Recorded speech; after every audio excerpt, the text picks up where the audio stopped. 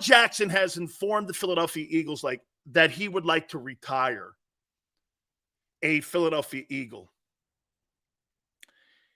Really a great career. What was he, a second-round pick? What was DeSean Jackson? Was he a second-round pick? He was a second-round pick.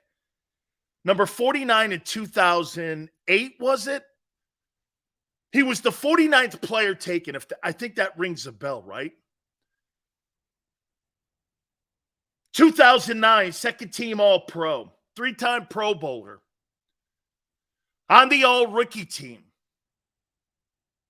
Reception, 641. Yards, 11,000 yards. You know what? That's actually more yards than I thought that he had. I can't believe it. This guy's actually got more receiving yards than Lynn Swann. 58 touchdowns. And there it is. The 49th player taken in the 2008 draft. Where would you rank him? He wants to retire a Philadelphia Eagle. Where would you rank DeSean Jackson in Eagle history? Top 10? Top 15? Top 20? Top 30? Where would you put him in Eagle history? I think it's pretty cool he wants to retire an Eagle. Wow, Fly says top 5? I don't think so. Top 10. Wow.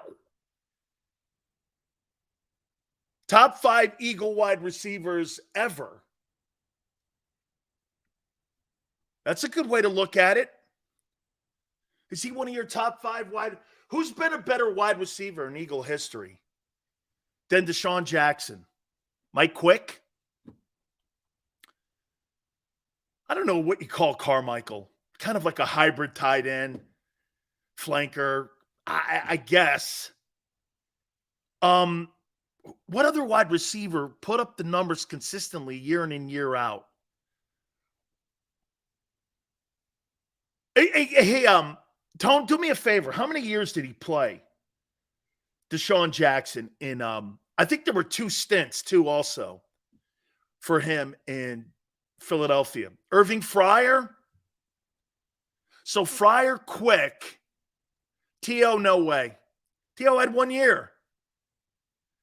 You don't put T.O. in your best wide receiving group all time because he had 1 season. That's not a career. That's a year. I didn't ask you. Okay, I didn't ask you who had the best receiving year in the history of the Eagles. I asked you who are your top receivers in the history of your franchise. DeSean Jackson played 8 years in Philly. That's a career. That's a career. Calvin Williams, no way. Mike Quick, Jeremy Maclin, D-Jax is better than that. DeSean Jackson's better than Jeremy Maclin. I'm not even going to debate that. I'm not even going to debate that. DeSean over Fryer? Yeah, I would say so too. I would make this point to you that Mike Quick and DeSean Jackson had the greatest wide receiver careers in the Super Bowl era of any wide receiver that's played in Philly since 1967. Okay? Those are your 2 best wideouts. Now, Devontae and AJ have every opportunity to put their names alongside those guys. But 1 season or 2. And by the way, Devontae's on his way to being considered in that conversation soon. I would say another 2 years. You could start putting that conversation for Devontae Smith on where his place is in Philadelphia Eagle wide receiver history. Okay? Pinkston, come on, man. I mean, your 2 best wide. Carmichael again. I think Carmichael is a little bit of a hybrid. He's a tight end, flanker, slot receiver. I'll tell you what, he was a unicorn before his time. He really was a unicorn. Harold Carmichael was a unicorn. I mean, he was a mismatch everywhere you put him on the field.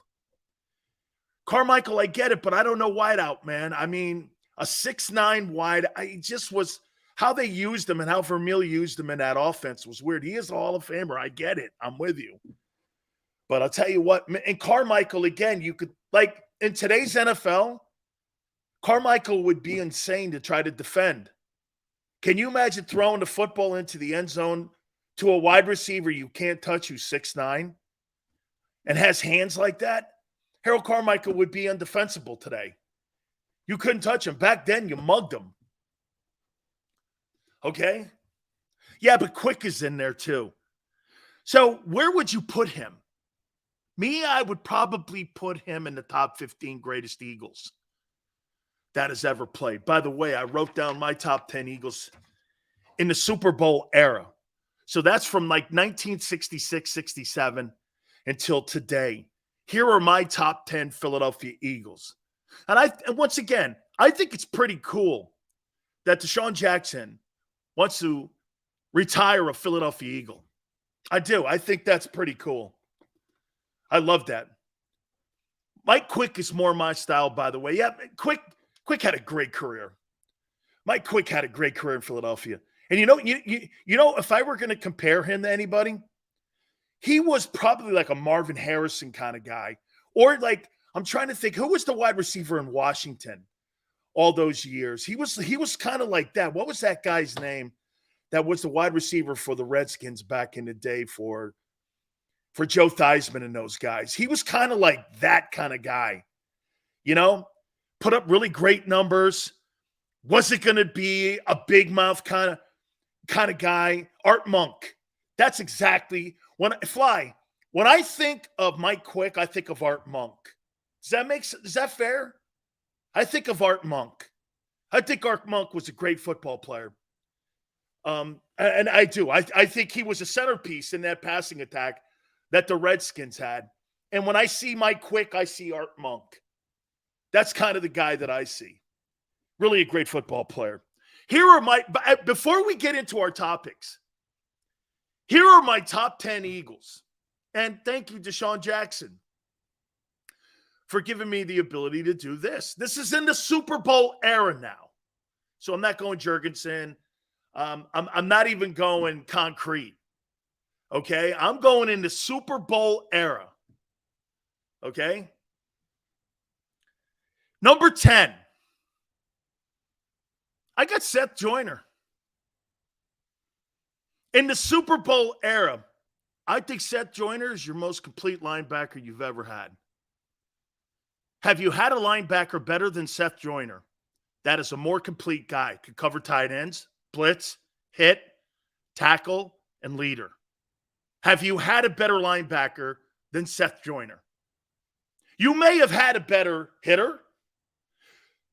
That would be debatable. Have you ever had a better guy who could cover? Have you ever had a guy who was a better run fit guy? Once again, Greasy, well, that is the Super Bowl era, but I think Seth's better than Bergie. Bergie's best years, in my opinion, were in Cincinnati. Not that he wasn't a great player on that Super Bowl team in 80, but in my opinion, I think Bergie's best years were in Cincinnati with the Bengals. So I got Seth Joyner, number 10. And for the record, no disrespect to Bill Bergie, because he's one of the greatest Philadelphia Eagles of all time. No disrespect. Number 9. You ready? Jason Peters, offensive tackle. I think this guy, as great as Lane is, and as good as Jordan Mailata looks, Jason Peters, man, this dude, when his eligibility's there, remember something for me. And by the way, we got 2 Hall of Fame voters on. I'm going to bring some of these names up to them. We got 2 Hall of Fame reporters on today. And DeSean Jackson, I'll ask them what they think of him. And I'll say this, and again, we're doing this all in the Super Bowl era here. I think Jason Peters, when everything's said and done, you know that I'm on the panel. I put all the names together for all these guys to debate. I think Jason, dude, as much as John Runyon was a great ball player, I think Jason Peters is the better of the players. He's just a superstar ball player. The guy's a great football player. I mean, there's no debating him going into the Hall of Fame. He's a first ballot Hall of Famer. He's a first ballot Hall of Famer. Number 8, Big Sills. Greatest Eagles in the Super Bowl era. I'd get Jason Kelce. I'm trying to think in the Super Bowl era who have been the greatest centers. Webster, Kevin Mawai.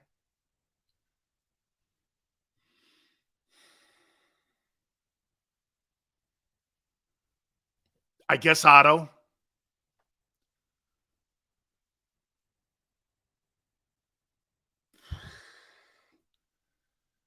Look how few of these guys are. Look how few. This is where I'm going here with Kelce. Look at how few Hall of Fame centers you can think of in the Super Bowl era. Otto, Mawai, Webster.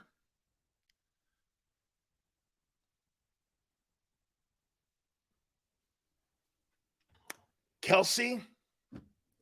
There are not a lot of dudes at that position.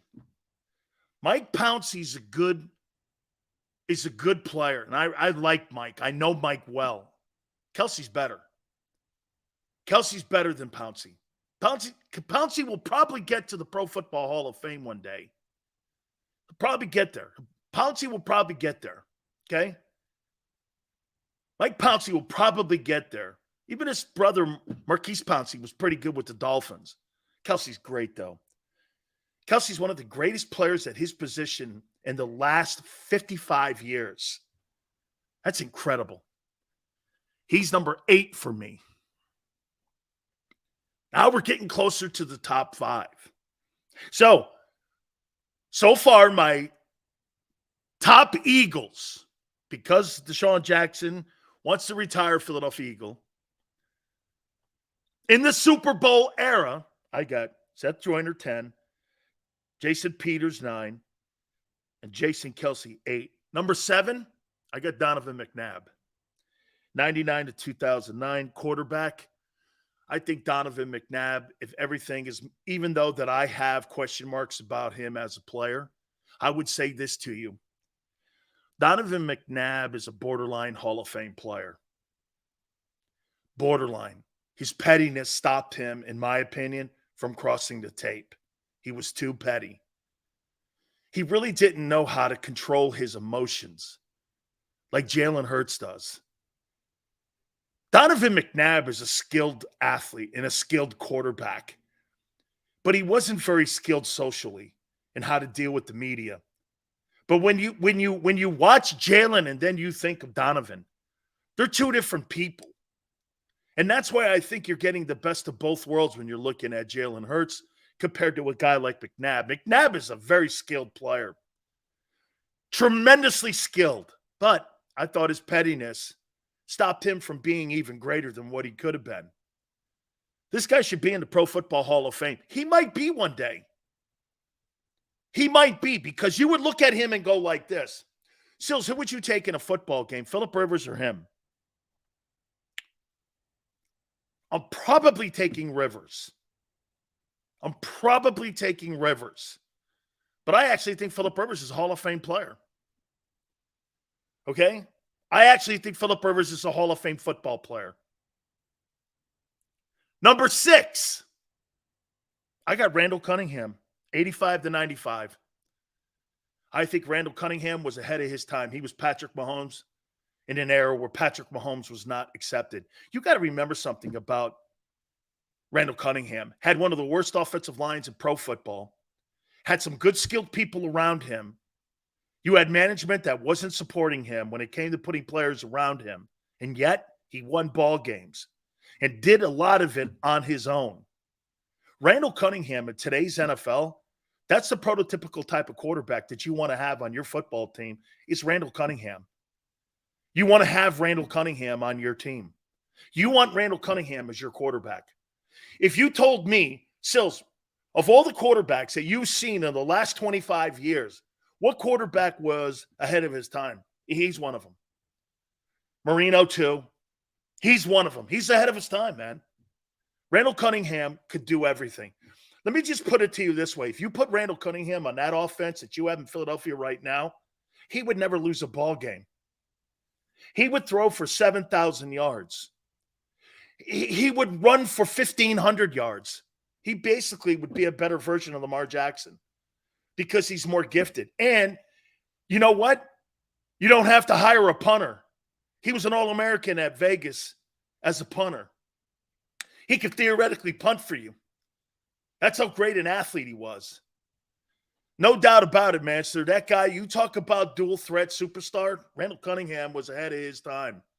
Now, again, you talk about another guy who's socially inept when it comes to doing shit off the field.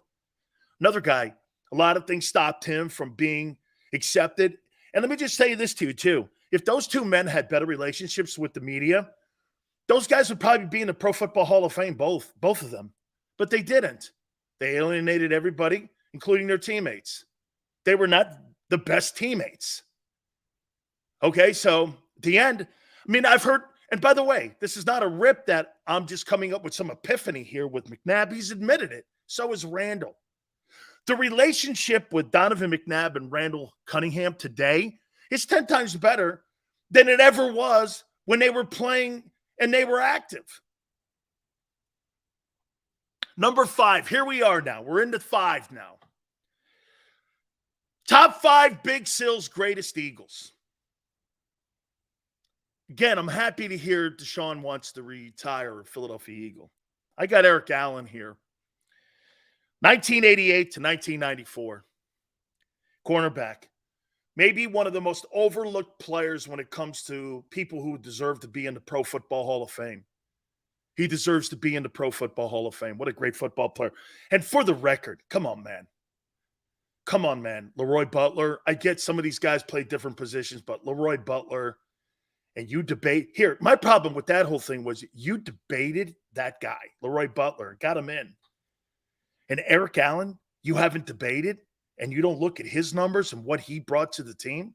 Man, I don't know how you don't have that debate. And he is on my list. And by the way, one of the reasons that guys, just so you know, one of the reasons, why do you think we put on Hall of Fame voters here for you guys? Why do you think Jason Cole is on every week? So you can remind Jason to have a conversation about Eric Allen every year. Do you understand that? What, you think I just put that guy on just to put him on? I don't have to put anybody on. I don't have to have a guest. By the way, Bruce Arians will jump on with us next week, along with Keith Jones and Seth Joyner. We got a big week lined up. You think I put Jason Cole on just to put him on? I put him on for you.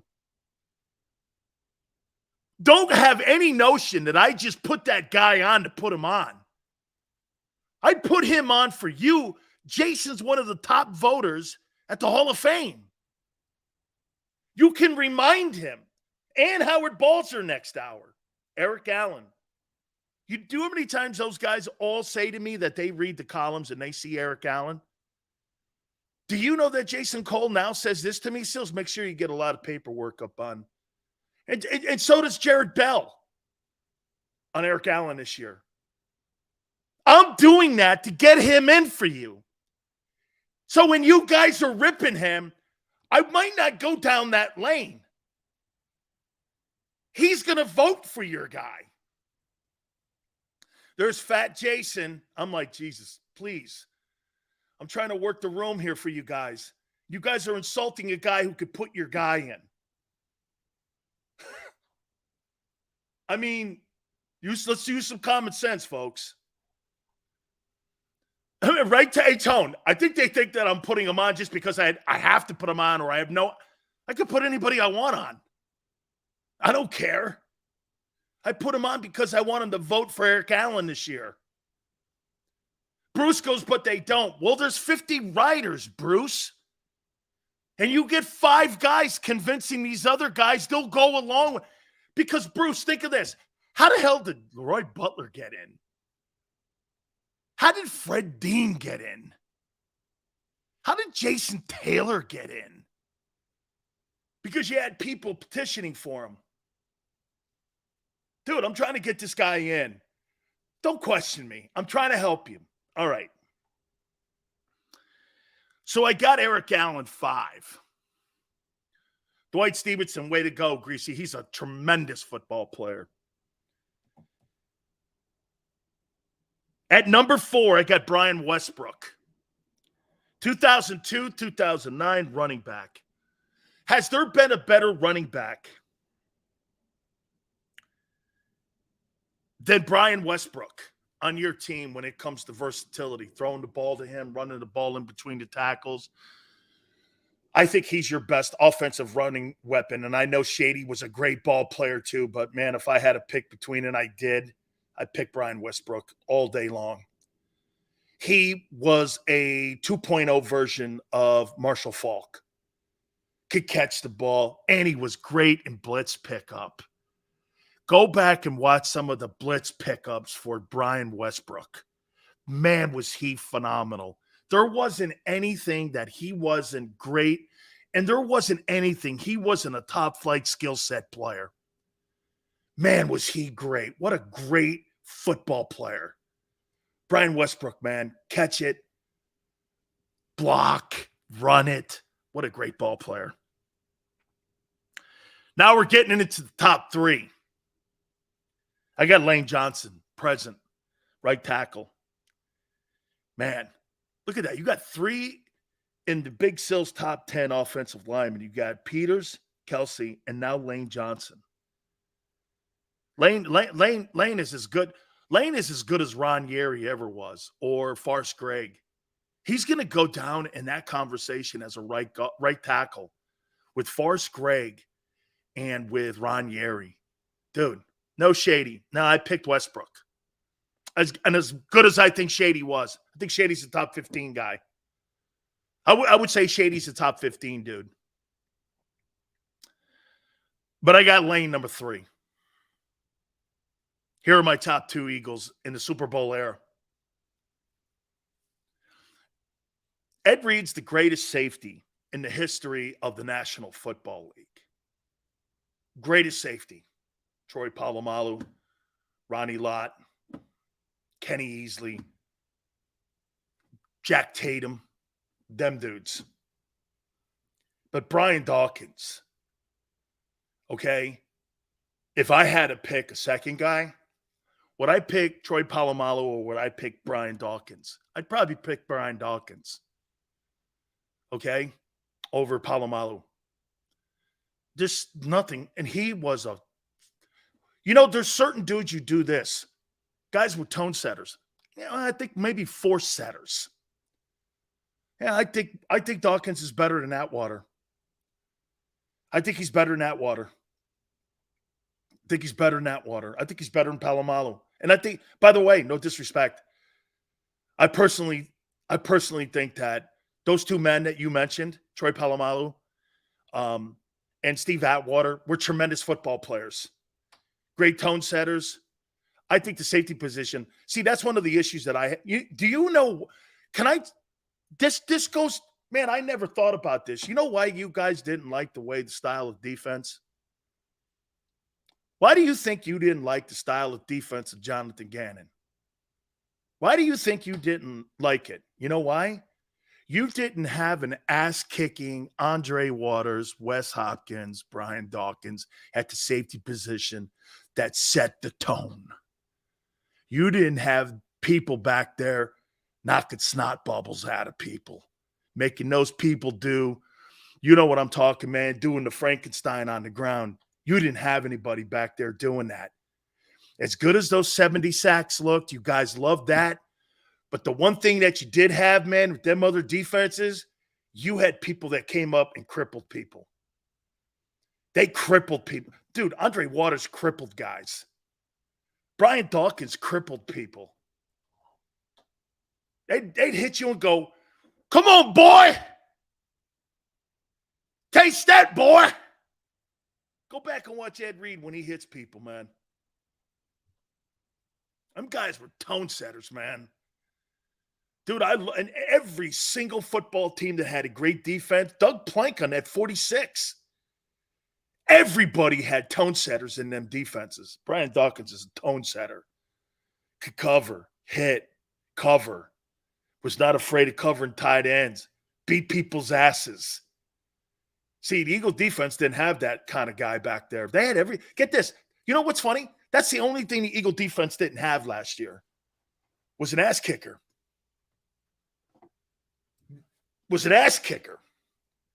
In Super Bowl 52, Malcolm Jenkins set the tone by knocking out Brandon Cooks in the first quarter with a huge hit. The Eagles never looked back. God damn, do I love that. You know, you go back to your huddle when you got a guy like that that's sitting back. I had Benny Blades in my huddle. And when he's knocking Tim Brown out, we're playing Notre Dame, and he knocked Tim Brown out. We get back to the huddle, Jerome and Stubbs, and we just start laughing. And Benny looks at us and he goes, "Why are you laughing?" I go, "This bitch is over. They're not coming back from that. We beat them 57-3. They weren't coming back from that. We beat Notre Dame after that hit 57-3, knocked him out." I just started laughing. Benny looked at me and goes, "What's so funny?" I go, "That team is defeated in the first 4 minutes of this game. You knocked that guy out. He never came back. Benny knocked that guy out, man." I just started going, this thing's over, man. They have no shot to beat us. No shot. You imagine beating Notre Dame by 51 points? We beat them by 51 points. Because this guy knocked Tim Brown out. I was like, holy shit. Oh, no. Oh.